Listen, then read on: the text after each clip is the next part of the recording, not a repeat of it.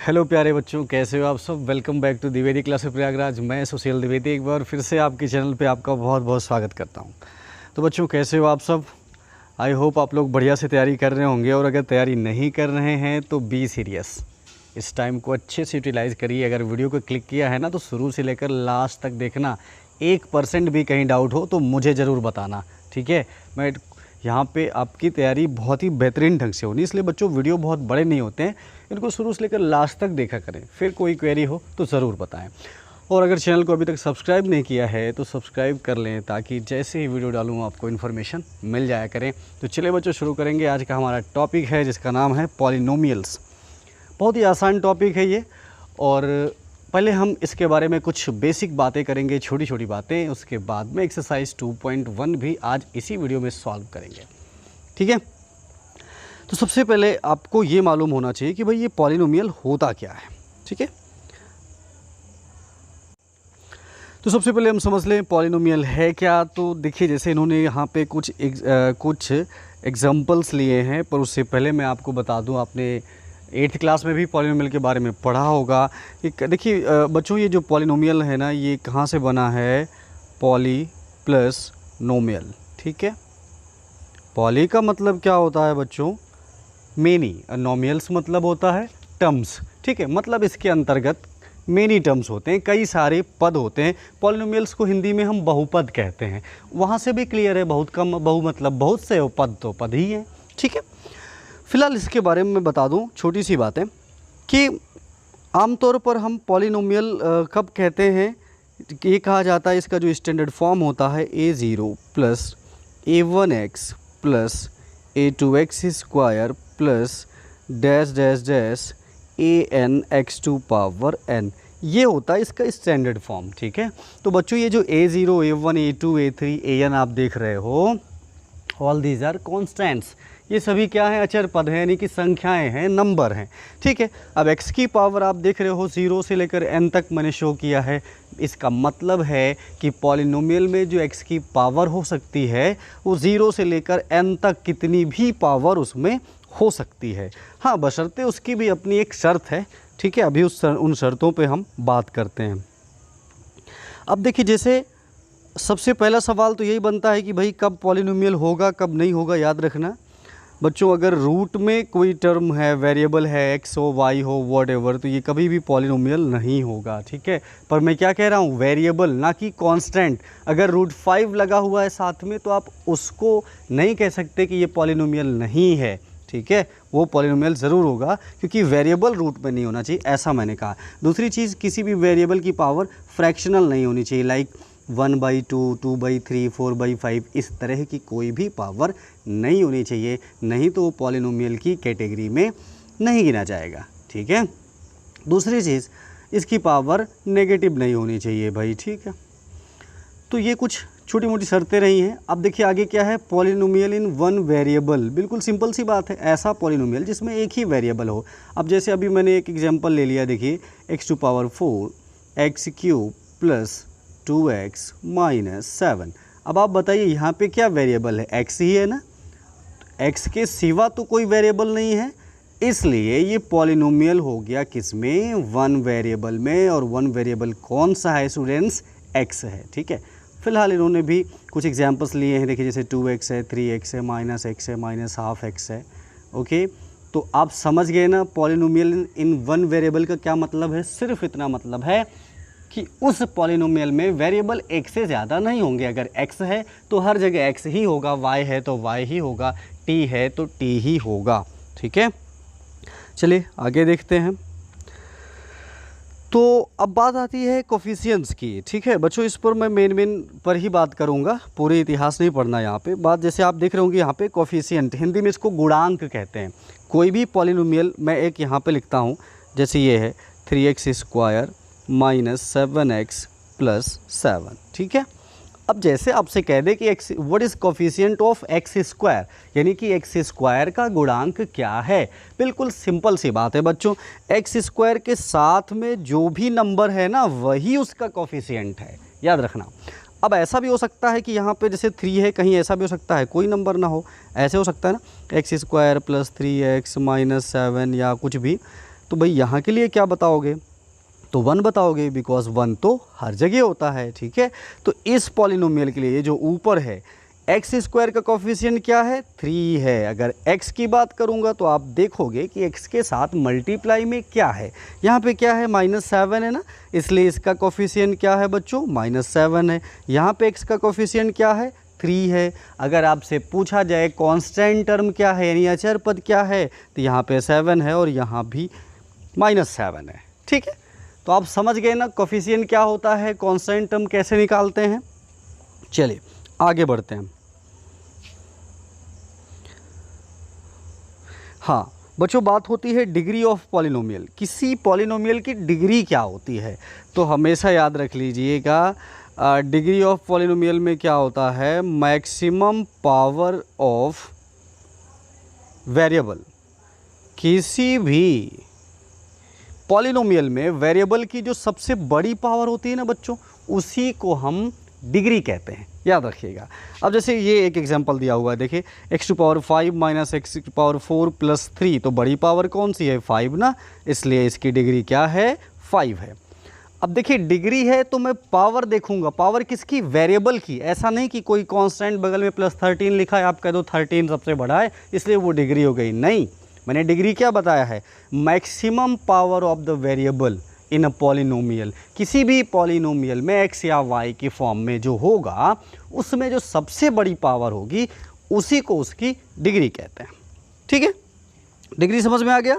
दूसरा एग्जांपल भी देख लो। दूसरे में देखिए यहाँ पे y की पावर 2 है, यहाँ पे 3 है और यहाँ पे 8 है, तो डेफिनेटली 8 सबसे ज़्यादा है, इसलिए इसकी डिग्री क्या है बच्चों, सेकंड पार्ट में 8 है। थर्ड पार्ट की अगर डिग्री पूछूं तो आप कहोगे अब आपने कहा था वेरिएबल की सबसे बड़ी पावर, यहाँ तो कोई वेरिएबल ही नहीं है, तो ठीक है भाई 0 लिख दो, इसकी डिग्री क्या हो जाएगी, 0 हो जाएगी, ठीक है। चलिए आगे बढ़ते हैं। अब आ गए हम अपनी एक्सरसाइज पे, जो कि बहुत ही सिंपल है, आपको इसके बारे में हम बता देंगे। सबसे पहला क्वेश्चन आप देखिए, फर्स्ट क्वेश्चन में पूछ रहा है which of the following expressions are polynomial in one variable and which are not, state reason for you answer. मतलब साफ है कि यहाँ पर कुछ पार्ट्स दिए हैं और आपको बताना है इनमें से कौन से एक्सप्रेशन पॉलिनोमियल यानी बहुपद हैं और कौन से नहीं हैं, कारण भी बताइए। तो फर्स्ट पार्ट देखिए आप, फर्स्ट पार्ट में 4x² माइनस 3x प्लस 7 लिखा है, तो यस ये पॉलिनोमियल है, because degree of polynomial is positive, ठीक है। पावर इसकी क्या है, पॉजिटिव है, तो इसको बिल्कुल पॉलिनोमियल होना ही है, ओके। अच्छा दूसरी बात, सेकंड पार्ट में देखें y² प्लस √2, ये भी है। आप कहोगे अभी रूट के लिए मना किया था, तो मैंने उस समय भी कहा था कि कांस्टेंट टर्म रूट में हो सकता है, वेरिएबल नहीं हो सकता है, ठीक है। चलिए थर्ड पार्ट देखते हैं। तो थर्ड पार्ट में 3√2 प्लस t√2, ये पॉलिनोमियल नहीं होगा। क्यों? क्योंकि √t है ना, एज अ वेरिएबल यहाँ पे t आया है बच्चों, तो इस 2 में t में रूट लगा है, सो ये पॉलिनोमियल नहीं होगा, ठीक है। वन वेरिएबल का मतलब तो मैं आपको पहले ही बता चुका हूँ। फोर्थ भी नहीं होगा क्योंकि ये 2/y है, ऊपर जाएगा तो y⁻⁻1 होगा। मैंने आपको बताया था कि अगर नेगेटिव पावर होगी तो वो पॉलिनोमियल की कैटेगरी में नहीं गिना जाएगा, ठीक है। तो फर्स्ट क्वेश्चन आप अच्छे से समझ गए, कोई दिक्कत तो नहीं। अच्छा एक पार्ट और है भाई नीचे, x⁻10 plus y⁻3 plus t⁻50, ये भी नहीं होगा। आप कहोगे यहाँ तो कोई पावर नेगेटिव नहीं है, हाँ नहीं है, लेकिन ये बोला है ना कि polynomial in one variable, variable एक ही होना चाहिए। यहाँ देखिए 3 वेरिएबल ले लिया, x, y, t, इसलिए ये नहीं होगा, ठीक है। तो फर्स्ट क्वेश्चन में कोई दिक्कत तो नहीं है आपको। चलिए क्वेश्चन नंबर 2 देखते हैं। क्वेश्चन नंबर 2 में क्या पूछा है, right the coefficient of x² in each of the following. मतलब x² का गुणांक क्या होगा, अभी आपको बताया था मैंने जस्ट पहले ही, ठीक है। ये फर्स्ट पार्ट प्रॉपर तरीके से टाइप नहीं है, आई थिंक मिस प्रिंट है, इसलिए यहाँ पे कुछ समझ नहीं आ रहा है यहाँ पे क्या साइन है। इसको आप चेक कर लीजिएगा, मैंने बताया ही है x² का कोफिशिएंट मतलब जो भी मल्टीप्लाई में है, अगर 7x² है तो मतलब कोफिशिएंट हमारा 7 हो गया, 3x² है तो 3 हो गया, ओनली x² है तो 1 हो गया। अब जैसे सेकंड पार्ट में आप देखिए, यहाँ पे x² है ना, उसके पहले माइनस लगा है केवल, तो 1 तो हर जगह हिडन होता है, इसलिए स्टूडेंट सेकंड पार्ट में जो कोफिशिएंट होगा x² का क्या होगा, -1 होगा। क्वेश्चन में क्या पूछा है x² का कोफिशिएंट क्या है, यानी गुणांक क्या है। और मैंने क्या बताया है कि एक्स स्क्वायर के साथ जो भी मल्टीप्लाई में हो, अगर माइनस एक्स स्क्वायर लिखा है तो मतलब 1 तो यहाँ पे हिडन है ना, इसका मतलब यहाँ पे सेकंड पार्ट में एक्स स्क्वायर कोफिशिएंट क्या है बच्चों, -1 है। ओके, तो चलिए थर्ड पार्ट देखते हैं। थर्ड पार्ट में एक्स स्क्वायर कोफिशिएंट क्या है, π/2 है ना, इसलिए अब देखो ना एक्स स्क्वायर के साथ मल्टीप्लाई में यही है π/2, सो यही है हमारा कोफिशिएंट। यहाँ बात करूँ तो यहाँ तो एक्स स्क्वायर दिख ही नहीं रहा है, इसलिए उसका कोफिशिएंट हम 0 लिख देंगे। ओके, तो चलिए थर्ड क्वेश्चन देखते हैं। थर्ड क्वेश्चन में क्या बोला बच्चों, give one example each of binomial of degree 35 and monomial of degree 100। मैं आपको याद दिला दूँ फिर से, आपने 8th में भी पढ़ा होगा कि ऐसा पॉलिनोमियल जहाँ पे एक ही टर्म होता है हम उसे मोनोमियल कहते हैं, एक पद होता है। जहाँ पे 2 टर्म होते हैं उसे बाइनोमियल कहते हैं, जहाँ पे 3 टर्म होते हैं उन्हें ट्राइनोमियल कहते हैं। ठीक है, ओके, तो चलिए क्या बोल रहा है, एक एग्जांपल दीजिए बाइनोमियल यानी 2 टर्म वाला जिसकी डिग्री 35 हो। ये लीजिए x⁵ + 7। ठीक है, हालांकि ज़रूरी नहीं कि यही एक आंसर हो सकता है, इसी को x⁵ -7x लिख सकते थे, -3x लिख सकते थे। भाई कंडीशन तो 2 ही है ना, पहली चीज़ कि वो बाइनोमियल हो, तो ये देखो 2 टर्म हैं दोनों में, इसलिए दोनों सही हैं। दूसरा क्या है, डिग्री 35 होना चाहिए, दोनों में डिग्री 35 है, इसलिए ये भी सही है। हाँ, एक बात और, ऐसा भी ज़रूरी नहीं कि हम उसे x में ही लें, कोई दूसरा वेरिएबल भी ले सकते हैं, y ले सकते हैं, t ले सकते हैं। ठीक है, सो अभी क्या है, मोनोमियल ऑफ डिग्री 100, इसका मतलब एक टर्म होगा और डिग्री कितनी होगी 100, तो सीधा इसकी x⁴ लिख दें, या y⁴ या t⁴ या 7x⁴ है ना। भाई मोनोमियल मतलब क्या है, एक टर्म, मल्टीप्लाई में हम कितना भी लिख दें, लाइक ऐसे 7x y z, ये एक ही टर्म तो होता है, पर कंडीशन क्या है 100 पावर होनी चाहिए, इसलिए हम x⁴ कोफिशिएंट में चाहे 2 लगा दें 3 लगा दें, कोई दिक्कत की बात नहीं है। यही हमारा क्वेश्चन नंबर 3 हो गया, कोई प्रॉब्लम तो नहीं। ओके, चलिए क्वेश्चन नंबर 4 देखते हैं। क्वेश्चन नंबर 4 में क्या है, right the degree of each of the following polynomials. Degree मैंने अभी आपको जस्ट बताया है कि डिग्री क्या होती है, किसी भी पॉलिनोमियल की सबसे बड़ी पावर होती है। बच्चों इसमें भी देखिए फर्स्ट पार्ट में ये क्लियर छपा नहीं है, मिसप्रिंट है, मैंने ध्यान नहीं दिया इसको PDF लेने में, इसे दूसरा पेज लेने लायक था, पर आप देख लीजिएगा, आपको तो रूल बता ही दिया हूँ कि जो भी पॉलिनोमियल इसमें दिया हो, x की जो सबसे बड़ी पावर हो वही इसकी डिग्री है। अब जैसे सेकंड पार्ट की बात करूँ तो 4 - y², तो यहाँ पे कितनी डिग्री हो जाएगी, 2 हो जाएगी, क्योंकि एक ही वेरिएबल है y और उसकी पावर 2 ही दिया है।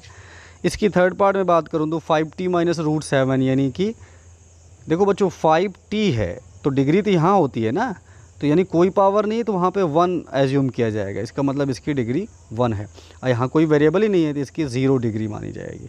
ठीक है, लास्ट क्वेश्चन इस एक्सरसाइज का, classify the following as linear, quadratic and cubic polynomial. इस क्वेश्चन को बताने से पहले स्टूडेंट्स मैं ये क्लियर कर दूं कि ऐसे पॉलिनोमियल जिनकी डिग्री 1 होती है उन्हें हम लीनियर पॉलिनोमियल कहते हैं, और ऐसे पॉलिनोमियल जिनकी डिग्री 2 होती है उन्हें क्वाड्रेटिक या द्विघात बहुपद कहते हैं। ठीक है, और जिनकी डिग्री 3 होती है उन्हें क्यूबिक पॉलिनोमियल या फिर त्रिघात बहुपद कहते हैं। चलो फर्स्ट पार्ट चेक करो। फर्स्ट पार्ट में बच्चों x² + x है ना, यानी डिग्री कितनी हुई 2 हुई इसकी, जब 2 है तो मतलब क्वाड्रेटिक है। मैंने क्या बताया, 1 डिग्री वाले को लीनियर कहोगे, 2 वाले को क्वाड्रेटिक कहोगे, ठीक है, 3 वाले को क्यूबिक कहोगे। लीनियर को हिंदी में रेखी कहते हैं, क्वाड्रेटिक को या एक घाती कहते हैं लीनियर को, और क्वाड्रेटिक को द्विघात, क्यूबिक को त्रिघात। तो इसलिए यहाँ पे स्टूडेंट्स जैसा समझ में आ रहा है, x² मुझे दिख रहा है फर्स्ट पार्ट में x² + x 2 पावर है तो फिर क्वाड्रेटिक होगा। सेकंड पार्ट में x³ मुझे जहाँ तक समझ में आ रहा है, आपको चेक कर लेना क्वेश्चन, अगर 3 डिग्री है तो क्यूबिक है, यहाँ पे 2 है तो ये फिर क्वाड्रेटिक है, और यहाँ पे 1 है इसलिए ये लीनियर है, और 3t यहाँ भी t की पावर 1 है सो ये भी लीनियर हो जाएगा, और ये 2 पावर है तो क्वाड्रेटिक है ना, और यहाँ पे 3 पावर है तो क्यूबिक। बिल्कुल आसान है ना, मैंने कहा था कि एक्सरसाइज बहुत ही आसान है बच्चों। तो आई होप आप लोगों को अच्छे से समझ में आ गई होगी। कोई भी दिक्कत हो तो कमेंट बॉक्स में ज़रूर बताएं। वीडियो अच्छा लगे तो वीडियो को लाइक करें और चैनल को सब्सक्राइब करें, दोस्तों में शेयर करें। मिलता हूँ अगले वीडियो में, थैंक यू।